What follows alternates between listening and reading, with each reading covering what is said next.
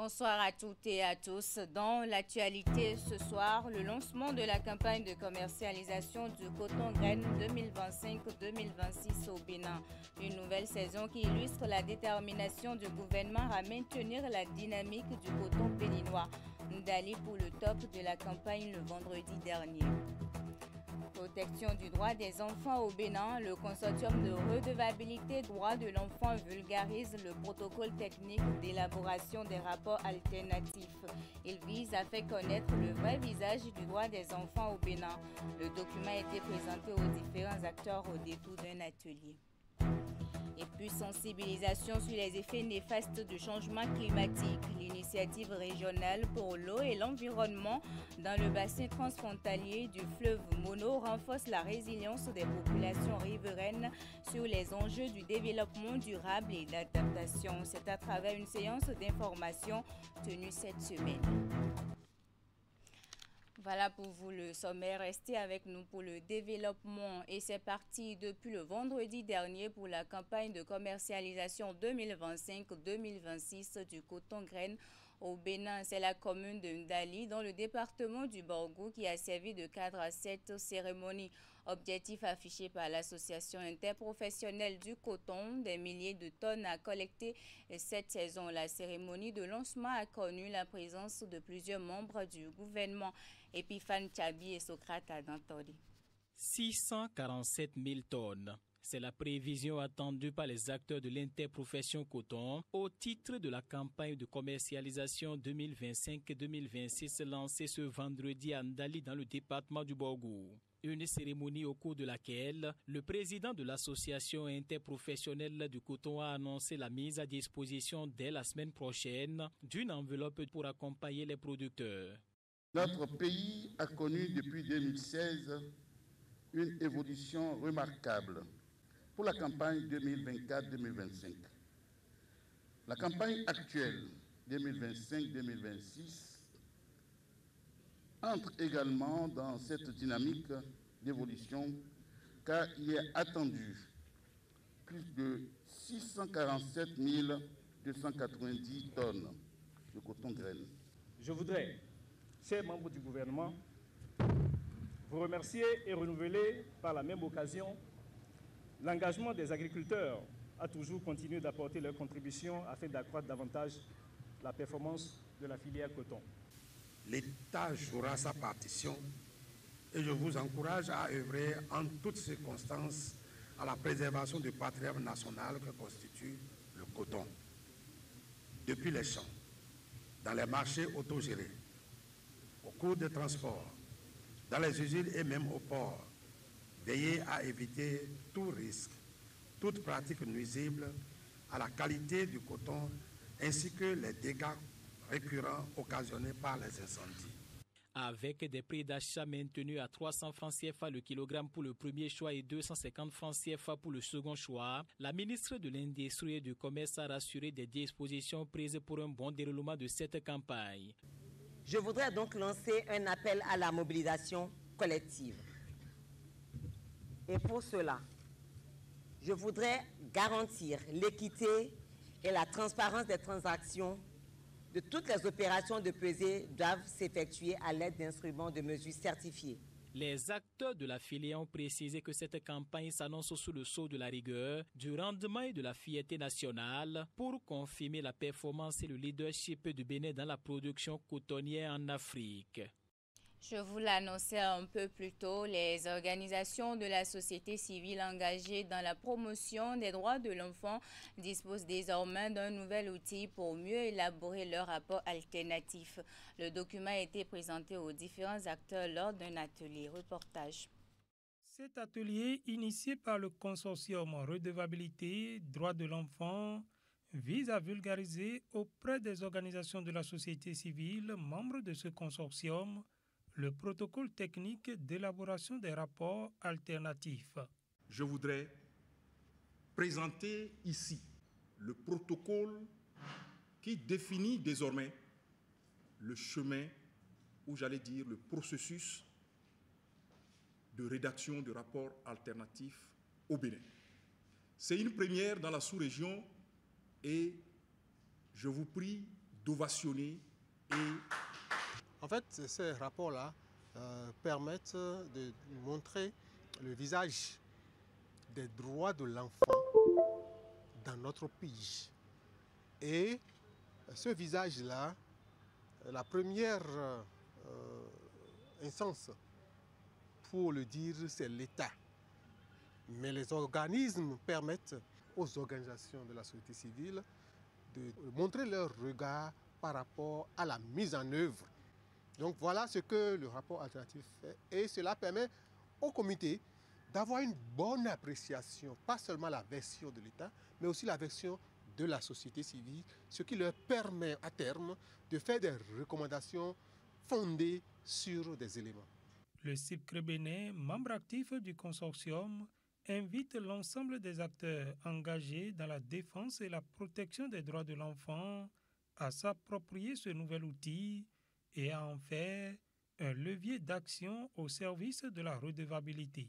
Nous souhaiterons qu'en perspective, ce document soit utilisé sans réserve, soit utilisé par tous les acteurs et également que nous puissions noter aussi des améliorations pour que les prochaines fois, nous saurons mieux présenter nos rapports, mieux franchir chaque étape de ce processus pour pouvoir réussir.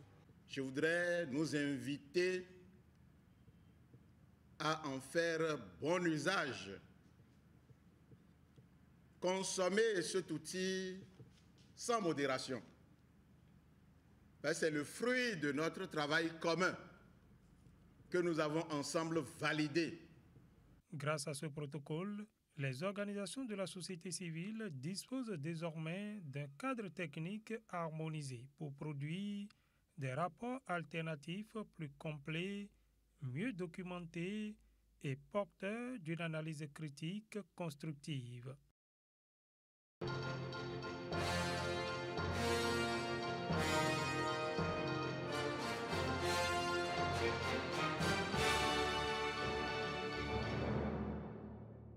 Une audience plénière spéciale à la Cour constitutionnelle le vendredi dernier. Elle a été consacrée à la prestation de serment du collège médical chargé d'évaluer l'état de santé des candidats à l'élection présidentielle du 12 avril 2025. La cérémonie a eu lieu au siège de l'institution. Compte rendu. C'est un moment solennel et un point de responsabilité pour ces médecins. Sous la présidence du professeur Kossi Dorothée Sosa, président de la Cour constitutionnelle, le collège médical chargé d'apprécier l'état de santé des candidats à l'élection présidentielle d'avril 2026 prête serment. C'est une mission républicaine d'une importance majeure, délicate et susceptible d'impacter l'avenir de notre pays. Elle doit donc être exclusive de toute complaisance. Si vous vous trompiez ou si vous l'accomplissiez avec légèreté, vous induiriez la Cour en erreur et vous auriez trompé le peuple béninois tout entier. Un acte prévu par l'article 44 de la Constitution béninoise. Le collège est composé de 3 membres, à savoir le professeur Francis Tcheyonsi Toyon, psychiatre, le professeur Léopold Huetondi Kodjo, cardiologue, et la professeure Angèle Azon Kouanou, interniste. Vous aurez chacun selon sa spécialité à procéder à l'examen clinique détaillé de chacun des candidats à l'élection présidentielle du 12 avril 2026 et à faire la discussion diagnostique avec chaque postulant constituant le duo de candidats en vue de retenir un diagnostic final. De même, vous devez prescrire des examens paracliniques appropriés et rédiger une observation médicale selon le protocole classique afin d'établir un rapport médical unique pour chaque candidat examiné selon le même protocole classique. Dans ce rapport seront consignées les anomalies et la conduite à tenir, ainsi que les commentaires subséquents. Une conclusion sera tirée en précisant si oui ou non le candidat examiné jouit d'un état complet de bien-être physique et mental et s'il est apte à exercer la fonction à laquelle il postule. Cette prestation de serment traduit une autre étape franchie dans le processus électoral dans la course à la magistrature suprême en 2026. Toujours en politique, la famille Moël Bénin s'agrandit. Le groupe quartier général d'Abomey adhère au parti du mouvement des élites engagées pour l'émancipation du Bénin. Le Creuset a officialisé son adhésion au sein de la formation politique de Jacques Kayadi au cours d'un rassemblement qui a réuni du monde ainsi que les responsables du Moël Bénin, Imet Hélène Amoussou et Georges Vaudoun. Encore une adhésion au parti mouvement des élites engagées pour l'émancipation du Bénin Moël Bénin. Les nouveaux venus sont les membres du groupe quartier général d'Abomey, ayant fait ses preuves à plusieurs reprises sur le terrain. Précédemment, aux côtés d'autres formations politiques de la mouvance, le groupe de jeunes a finalement décidé de s'affilier au camp de Jacques Kayadi. Cet acte, fruit de longs moments de réflexion et d'analyse, est justifié ici par le président du Creuset. Plusieurs raisons à cause du goût de travail que nous avons ressenti au sein du parti Moël Bénin, un parti très jeune, un parti où il y a la vérité, un parti où on peut compter sur nos propres forces, un parti où le sens de discernement, l'esprit de partage et l'esprit de construction de notre pays a une valeur. Au cours de la cérémonie officialisant ce ralliement, les documents qui consacrent l'existence du groupe quartier général d'Abomey ont été transmis aux responsables de Moël Bénin. Du côté des adhérents comme dans la famille d'accueil, ce fut un grand instant de liesse. Responsables départementaux et nationaux du Moël Bénin ont salué l'initiative et prodigué des conseils. Que ensemble, nous fassions rayonner le parti Moël Bénin. Faire rayonner le parti Moël Bénin, partager la vision du président Jacques Kayadi avec le parti Moël Bénin pour que, aux élections prochaines, nous puissions enlever des sièges au niveau des communes et également au niveau de l'Assemblée nationale. Nous-mêmes, jeunes, essayons-nous et montrons en quoi nous partageons la vision du chef de l'État qui appelle la jeunesse à prendre le développement du pays à bras-le-corps. Reconnus pour leur notoriété, la pertinence de leurs actions, mais également la détermination et l'engagement qui les caractérisent, les nouveaux venus n'entendent ménager aucun effort pour faire rayonner leur désormais famille politique d'appartenance. Déjà pour les élections générales de 2026, ils promettent mettre les bouchées doubles pour la représentativité du parti, tant au niveau des communes qu'à l'Assemblée nationale. Parlant de la présidentielle, ils préparent une surprise de taille en vue de rassembler du monde autour du duo candidat Wadaïn Talata.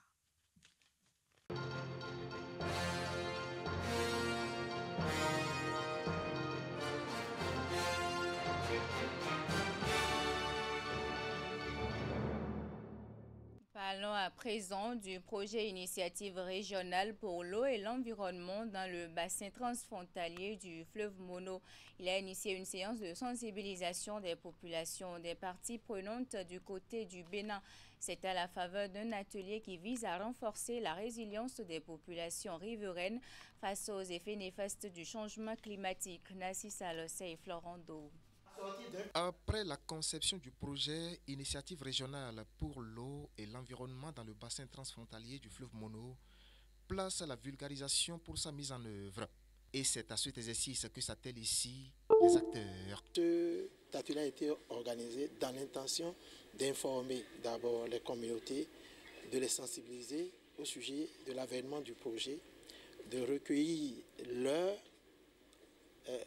suggestions et recommandations quant à la mise en œuvre du projet et d'avoir leur adhésion totale à la mise en œuvre du projet. Une adhésion totale autour d'un projet qui vise à renforcer la résilience des populations riveraines face aux effets du changement climatique. Et le travail est d'abord initié ici à l'intention des responsables des administrations décentralisées et déconcentrées dans le département du Mono. L'expérience a montré que l'appropriation locale est la clé de la durabilité de tout projet de développement. C'est pourquoi l'autorité du bassin du Mono place la concertation, la transparence et l'inclusion au cœur de sa stratégie d'intervention. Le constituant béninois a mis un accent particulier sur la protection de la nature. Et ce faisant, en tant que responsable à divers niveaux, en tant qu'organisation de la société civile, nous avons la lourde responsabilité de préserver de façon durable notre environnement pour les générations futures. Au cours de ces échanges, l'accent surtout était mis sur l'harmonisation des interventions pour avoir des actions efficaces sur le terrain. Parallèlement, des consultants étaient déployés sur le terrain pour la composante du projet qui s'occupe de l'analyse diagnostique transfrontalière. Alors, l'analyse diagnostique transfrontalière fera le diagnostic des maux dont souffre le bassin transfrontalier du fleuve Mono pour ressortir les réels problèmes du bassin. Et sur place, les participants à ces assises ont fait une série de recommandations qui concourent à la réussite de la mise en œuvre du projet Iré Mono.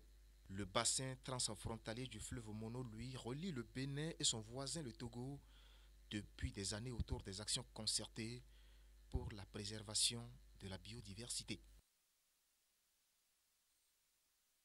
On finit cette édition avec l'ouverture des travaux de l'atelier parlementaire sur le travail domestique non rémunéré et l'économie des soins. La rencontre organisée par l'Assemblée nationale vise non seulement à faire la lumière sur les concepts de travail domestique non rémunéré et d'économie des soins, mais aussi de présenter les évidences afin de permettre aux parlementaires de se saisir de la question. Vigila Rodéon et Rachidi Soubérou. Nous sommes aujourd'hui ici. C'est que ce travail domestique a été fait par des hommes. L'importance du rôle déterminant du travail domestique dans l'équilibre social a été mise en relief par les intervenants successifs au lancement des travaux de cet atelier parlementaire sur le travail domestique non rémunéré et l'économie des soins. Ces mots peuvent sembler techniques, voire abstraits, et pourtant, ils désignent des activités essentielles qui permettent à nos sociétés de fonctionner chaque jour. C'est donc à bon droit que préparer les repas, faire le ménage, élever les enfants, s'occuper des personnes âgées ou malades, actes souvent accomplis dans l'ombre sans salaire ni reconnaissance, sujets pendant longtemps confinés dans la sphère privée mais qui représentent une préoccupation contemporaine majeure, fassent l'objet d'une rencontre de la trempe du présent atelier. La participation de la représentante de Population Référence Bureau, des responsables du consortium régional pour la recherche en économie générationnelle et bien évidemment des députés est le gage du sérieux accordé à la question. Donc l'objectif de ce matin, de cette activité, c'est d'imprégner les députés que nous sommes de ce que c'est que le travail domestique non rémunéré. La rencontre vise donc à éclairer les parlementaires sur ces concepts et les inviter à éventuellement peser dans la balance de reconnaissance par l'État béninois du travail domestique non rémunéré et l'économie des soins. Reconnaître, valoriser et protéger le travail domestique non rémunéré et l'économie des soins, c'est absolument rétablir une forme de justice économique et sociale parce que ce travail est assuré au quotidien par nos mères, nos épouses, nos sœurs et nos filles dans l'ombre. Ces personnes n'apparaissent jamais dans les statistiques économiques, alors que ce travail constitue le véritable pilier de notre économie nationale. Les travaux de cet atelier parlementaire sont répartis en plusieurs sessions. Comprendre les liens entre la population et l'économie, les données nationales et les leviers de politique publique, et enfin la session de débat parlementaire sur construire un consensus autour d'un document d'orientation parlementaire sur le travail domestique non rémunéré et sur l'économie des soins. C'est la fin de cette édition. Merci d'être resté à ma compagnie et bonne suite des programmes sur la 3.